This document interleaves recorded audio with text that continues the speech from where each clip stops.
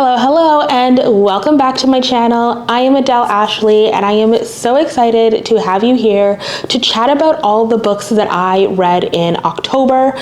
There was a wide range of books that I went through this month, and I am admittedly a little bit late filming this. It is about almost mid-November right now, as I'm finally getting down time to sit down and do it, but that's mainly because I moved.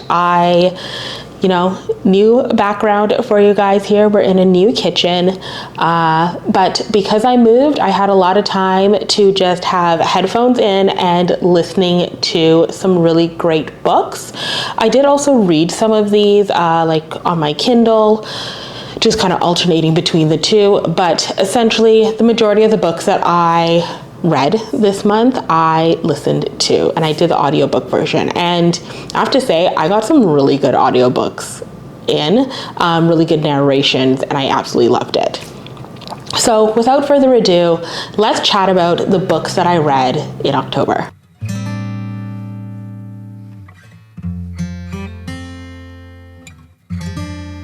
First on my list was The Wingman by Stephanie Archer. This is actually book 3 in the Vancouver Storm series. It is a pro hockey sports romance, and it follows best friends who turn into lovers. And like I said, it is the 3rd book in the Vancouver Storm series. It follows Darcy, who we are very, very briefly introduced to in book 2, and Hayden, who is one of the players on the team.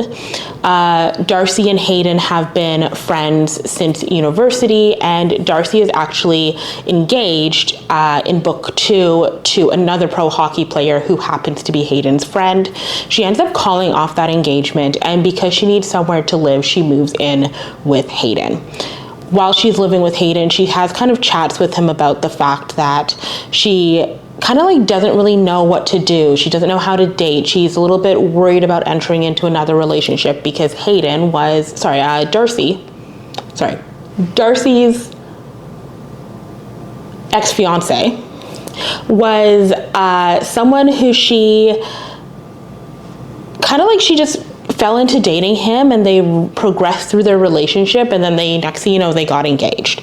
So she doesn't have a lot of experience, and she's just looking to gain some experience. So she decides to ask Hayden, her friend, who's also this major player, if he would be willing to help her out and kind of give her lessons so that she can be better for the next person she chooses to date. There's a lot of insecurity that she has, and she's just a little bit unsure of how to move forward. I did find that this was a very fun read, but I did find it a bit long. Darcy spends a lot of time really worried about not making mistakes and not having all the information. But then I also found through this book, she spends a lot of time jumping to conclusions like it's her day job. There's no context for why she thinks some of the things that she does. She just, instead of asking a question or looking at things very critically or just at surface level, she goes into this it must be XYZ happening, when you're girl, it's ABC. It's the thing that's right in front of you. So I do think this book does drag out a little bit because there's so much time of miscommunication between Darcy and Hayden. Darcy telling herself one thing, but not actually listening to things when people tell them to her. It was fun. It was good. I enjoyed it. It definitely is one of the weaker books in the series, I think. But it was still a really fun relationship. I did just want it to end at one point. I was we could just cut out this middle chunk here and things will be good. But yeah, it was a good book. I enjoyed it. I read it. I finished it. It was a 3-star read for me. After that, I actually read Butcher and Blackbird by Brynne Weaver, which is book 1 in the Ruinous Love trilogy. I then followed by Leather and Lark by Brynne Weaver as well, which is book 2. I did film a books I read because of TikTok version of this, talking about these 2 books because I read them because of TikTok. They were blowing up everywhere. And If you haven't seen that, I will link it up above here for you. So I won't go a little bit too in depth about what happens in these books and all of my thoughts, but I will say that I really enjoyed it. I expected the series to be a little bit grittier, I think, going into it, just based on everything that I saw online. I'm not really a dark romance girly at all. Like, I love my nice, fluffy sports romances. I love a good romance set at a college. I will read a book about like some woman out in the world learning some stuff. Like, I very much am not a dark romance person.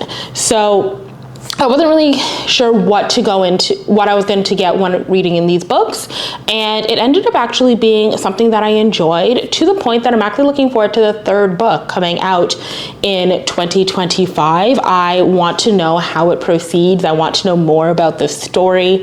I definitely recommend, if you are going to pick them up, to read the content warnings for it. And then kind of like go from there. There was nothing, as I was reading the content warnings, I was like, I don't know if I'm going to love this book.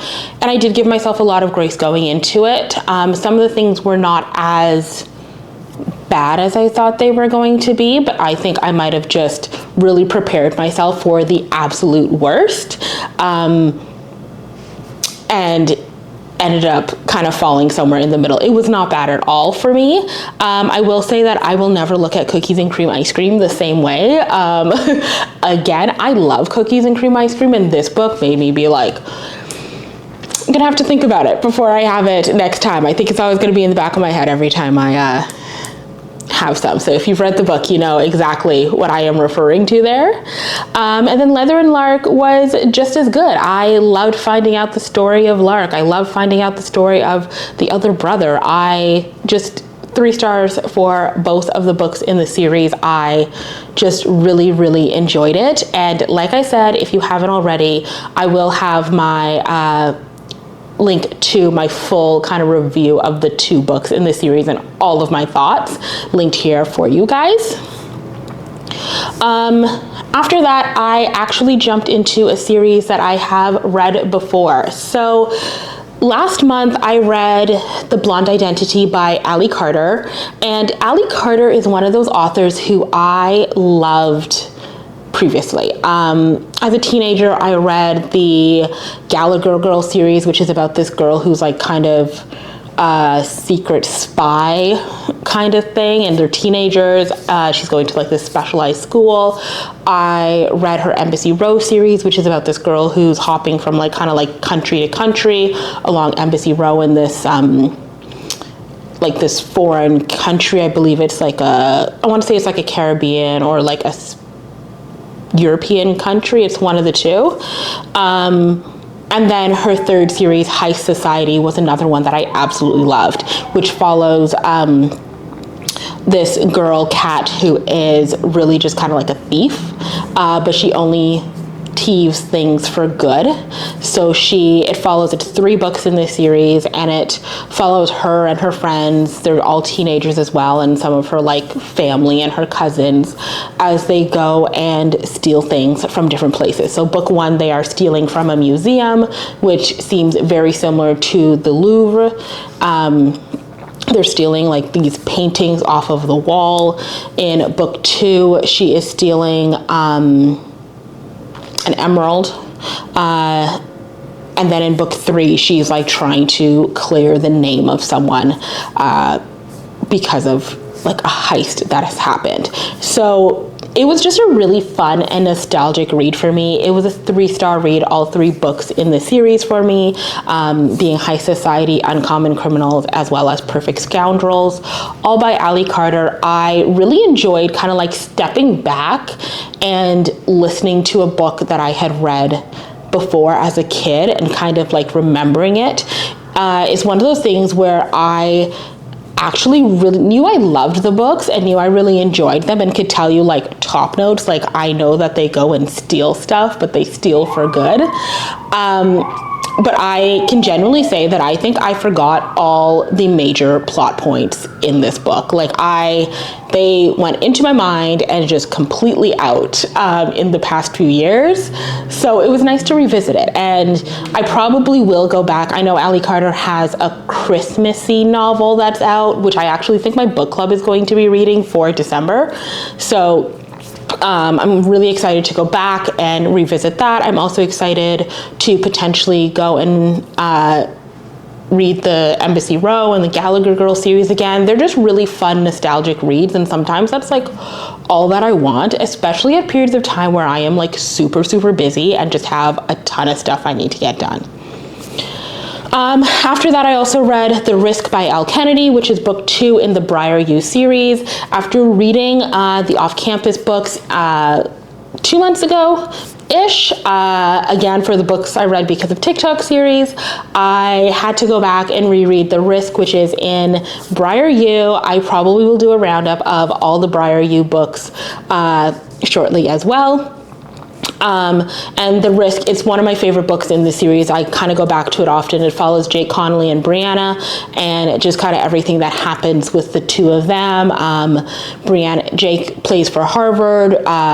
Brianna goes to Briar U. The two teams are rivals. Her father is also the coach of the Briar U hockey team, and he wants her to have nothing to do with Harvard. She kind of enters into this secret relationship with Jake, who is the captain of the Harvard hockey team, and it kind of like goes from there.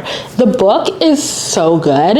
Jake is amazing. Brianna is amazing. I just really find that it's one of my favorite ones. I go back to it quite often in the series, especially like the Briar U kind of series. And then I also reread The Mistake, which is book 2 in the off-campus series. So I actually have not ever reread The Mistake, I think, and I remember enjoying it. So part of me was like, I need to go back and see like what happens in this book and what it is. And it was a very nice kind of palate cleanser for me for the month. It was a book that I'd read before, so I knew kind of the gist of what happened, but I didn't remember enough of what happened to say that I was going to like be bored while I was reading it. It kept me engaged. It was good, but it was like easy enough that I could put it down and I was not absolutely like sucked into the story and wanting to know what happened. On the flip side, the book that I read that had me absolutely engaged from start to finish was The Ministry of Time by Kaliane Bradley, which is my 4-star read for this month, possibly even a 5-star read. I am still sitting on kind of like where I'm falling for sure with this, maybe a 4.5. And I say that because this book is absolutely brilliant. It follows this unnamed civil servant whose job title is like as a bridge, and it's like part sci-fi novel, part spy thriller, part like time travel, mystery, romance. Like it's a whole bunch of things wrapped up into one. But it is just so intriguing because we have this unnamed bridge who is responsible for helping this person from the past. In this case, it is Captain Graham Gore from the 1800s, I want to say, like 1847, I believe it is. And she is responsible for helping him get plopped down in the near future, so like 2020 something, 2030, and explaining to him like this is modern society, this is a cell phone, this is everything else. And the whole thing is seeing if they could bring people from the past to the future through time travel and have them integrate into our society and save like key members in the past. And I believe they bring 8 figures from the past over. There's a little bit of another group that's trying to like kill them, hurt them. Our unnamed civil servant, ends up in this relationship with her this commander of this Antarctic mission. It is just like so intriguing and interesting, and I know I'm doing it no justice with my description of this book, but I truly have to say you need to read it. It is one of the most fascinating things that I have ever read and had me absolutely hooked from start to finish. I don't read a lot of sci-fi. Like, it is way outside of my realm of like things that I'm used to reading and love, but this book, I was like, sign me up, I will read this. I want to know what happens next. There is a plot twist in it, which actually ended up being not what I thought it was going to be. So I thought I had everything figured out. I thought I knew who someone was, and then it turned out that it was like not actually what was happening. And I just really loved it. So truly, if you've read The Ministry of Time, feel free to drop a comment. Let me know what your thoughts were on this book, because I like need to talk to just about everyone I know about this book. I also read The Pumpkin Spice Cafe and The Cinnamon Bun Bookshop by Laurie Gilmore. Both of these are 3-star books for me.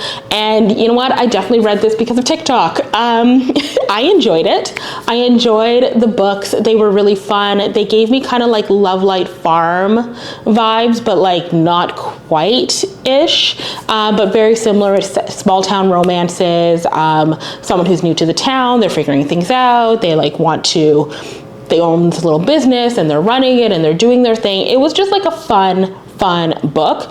I will say these weren't the worst, but they also weren't the greatest, if that makes sense. It was a fun, quick listen through the month. I'll probably continue going back to the series for something quick and easy and seasonal. I do know that there was like a Christmas Tree Farm one that's coming out shortly as well, or it's already out, and then there's a fourth book I've seen as well. So I think it's just kind of like an easy book for me to go back to every once in a while to kind of like see what's going on. And then the final book that I read was A Jingle Bell Mingle by Julie Murphy and Sierra Simone, which was a 3-star read for me. I found that this one was not as great as the previous 2 books in this series, the Christmas Notch series, and it lacked a lot of the charm of them filming the movie, and I found the characters were just like stuck where they were, and there was not a lot of outside influences on them, and not a lot of them interacting with those characters who we grew to know and love from book 1 and 2. So it was kind of a different format than what we are used to reading. Like I mentioned, the previous 2 were set like on movie sets. They were actively filming the movie, and this one they're not. There's no movie really kind of happening other than she's supposed to be writing a screenplay for one, and I found that made it lose a lot of its charm. That I loved, and it kind of like dragged on. Like, I found it took me an entire month to read this book, which is abnormal for me. That's usually not the type of thing that would take me 31 days to read. That essentially is it. Those are all the books that I read over the month of October. I especially, like I said, The Ministry of Time, hands down, was like my favorite book of the month. It is going in the book bracket. It's going to be a strong contender actually for one of my favorite books of the year. So I'm excited to see kind of like how it goes up against some of the previous books that I like absolutely adored. But yeah, let me know in the comments if you have read any of these books, and I am looking for book suggestions for like a seasonal Christmas holiday theme. So if you have any recommendations for me, let me know them down below. But until next time, I hope you guys continue to have a great day and a great week. I'll talk to you later. Bye.